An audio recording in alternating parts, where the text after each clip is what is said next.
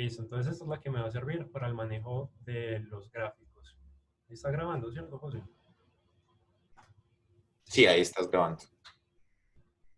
Aquí finalmente tengo importada OS, que es una librería que es muy útil, que sirve para interactuar con el sistema operativo del computador, en este caso con el mío. Pues con esto pues puedo mirar archivos, carpetas, crear cosas, pues como si fuera un terminal, básicamente, que podría correr desde Python. Y esta calendar que vamos a ver más adelante, que es para una cosa de un manejo de fechas. Y los últimos módulos, este es el de Seaborn, que es el que les había comentado anteriormente, que es el que me gusta para utilizar para las graficaciones, porque quedan todas muy bonitas. Entonces vamos a ver. Entonces lo siguiente es que voy a utilizar un conjunto de datos. En este caso va a ser los datos de la temperatura superficial del mar, los cuales descargué de por aquí de la NOAA. Entonces, simplemente son como los datos de la reconstrucción extendida de la temperatura superficial del mar. Es la quinta versión, ¿cierto? Y tenemos datos desde 1984 hasta el presente. Entonces notemos que la resolución de los datos nos dice que tiene 2 grados de latitud por 2 grados de longitud, ¿cierto? Y va desde 0 hasta, pues tiene como todo el globo. Entonces simplemente al hacer clic en este link de acá puedo acceder a esta información en la que estoy trabajando en esta clase. Entonces, ahora bien, vamos a empezar a leer la información que es dentro de estas variables. Entonces, para esto, lo primero es que dentro de mi computador voy a buscar la ruta donde tengo la información guardada. Entonces, en este caso estoy trabajando en local y esta es la ruta donde tengo la información que he descargado que les mostré anteriormente. Entonces, lo primero que vamos a hacer es aprender a leer los archivos. Entonces, para eso vamos a buscar eh, ese módulo que importamos acá, ¿cierto? De dataset de NetCDF, y le vamos a copiar la ruta del archivo, y este como de acá significa que vamos a leer el archivo que tenemos a continuación.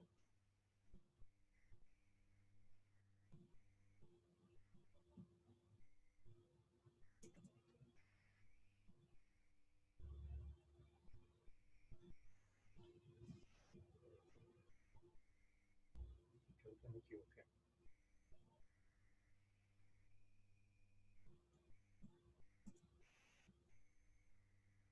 Entonces, ahora bien, ¿cómo acceder a la información que tenemos dentro?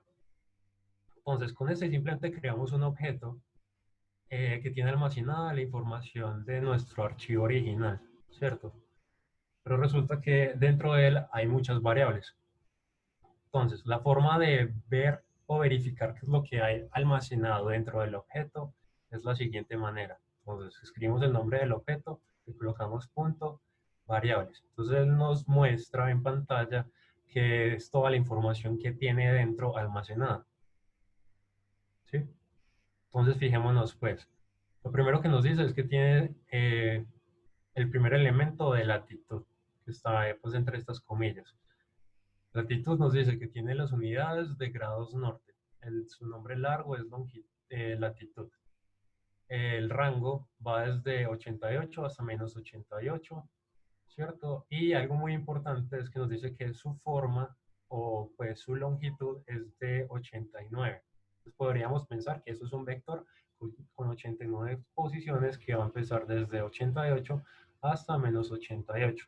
Otra cosa importante es que nos dice que se utilizó el valor desde 9 punto por 10 a la 36 para, como valor de efecto para llenar las posiciones que tengan error. Asimismo nos dice que hay un elemento de longitud, ¿cierto? Por este de acá. Son longitudes hacia el este que va desde 0 hasta 358. Es decir, casi pues la vuelta al mundo. Y algo importante es que nos dicen que la longitud de este elemento es de 180 posiciones. Igualmente nos dice que para los valores de error se está utilizando este número grande como para hacer el llenado. Luego, otro elemento es el de time bounds, pero este no lo vamos a utilizar, sino vamos a ver este de time. Entonces, ese es muy importante, que es la referencia temporal del objeto que estamos leyendo. Entonces nos dice que las unidades son correspondientes a días desde el 1 de enero de 1800 a las 0 horas, ¿cierto? Entonces su nombre es tiempo, ese es el delta, eso nos interesa mucho, pero quiero que miremos esta parte de acá. Entonces nos dice que su forma es de 2001 posiciones. Entonces las dimensiones temporales va a ser pues, de estas de 2001. Y finalmente tenemos la variable que queremos leer, SST. Entonces nos dice que son la media mensual de la temperatura superficial del mar o del océano, ¿cierto? Que sus unidades son grados Celsius. Ese es el nombre de la variable también. Algo muy importante, nos dice que los valores perdidos o erróneos corresponden a este valor de acá. Nos dice también que su rango actual de temperaturas es desde menos 1.8 hasta 42 grados centígrados. ¿Sí? Ese es el rango válido de datos, pues que es algo muy similar a lo que tenemos arriba. Y finalmente nos dice esto, que es la forma del elemento. Nos dice que tiene en su primera dimensión 2001 posiciones. Luego tenemos 89 y 180. Entonces eso nos da una idea de cómo está organizada la información dentro del array. Entonces le pregunto, ¿ustedes a qué creen que corresponden estas dimensiones? Si están pues relacionadas con las dimensiones de tiempo, latitud y longitud.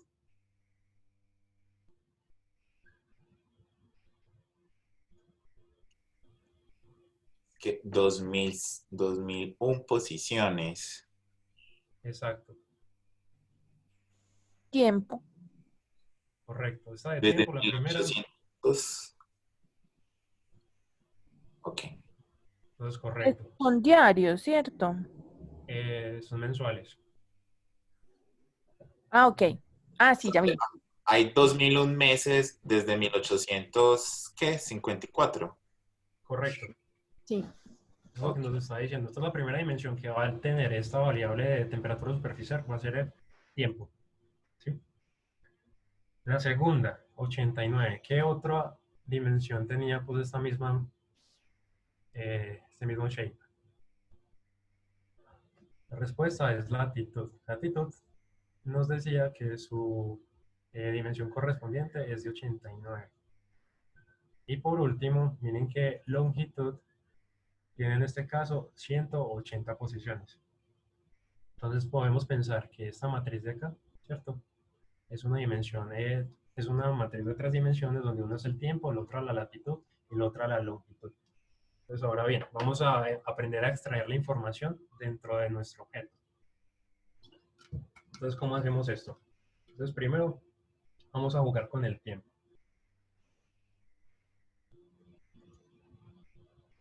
Entonces, ¿qué es lo que está pasando aquí? Es que vamos a crear un vector con el delta de tiempo, que es lo que nos dice esta cosa de acá. Entonces, para extraer información dentro de un array, ¿cierto? Dentro de nuestro objeto variable, vamos a proceder de la siguiente manera. Entonces, en la parte de dentro, lo que les estoy señalando es que le estamos diciendo a esto, que de variables queremos la variable y en este caso vamos a extraer específicamente la que dice tiempo, ¿cierto? Entonces noten que aquí estamos colocando simplemente un string porque está pues entre las comillas, pero este nombre de acá debe ser correspondiente a este de aquí. Si yo pues me pongo a inventar otra cosa, le coloco por ejemplo, no sé, una X, o sea, algo que no es igual, me va a generar un error y me dice que pues que la llave no existe. Esto es como si fuera como un diccionario. Entonces miremos pues, veamos qué queda almacenado dentro de Dex. Esos son números, pero esos números aquí corresponden. Entonces veamos que esto de acá nos dice que son los días, ¿cierto? Desde el 1 de enero de 1800 a las 0 horas, ¿cierto? Entonces, realmente trabajar con este dates no es muy útil. Necesitamos convertir esto a, pues, a unas fechas con las que podamos trabajar. Les voy a mostrar algo.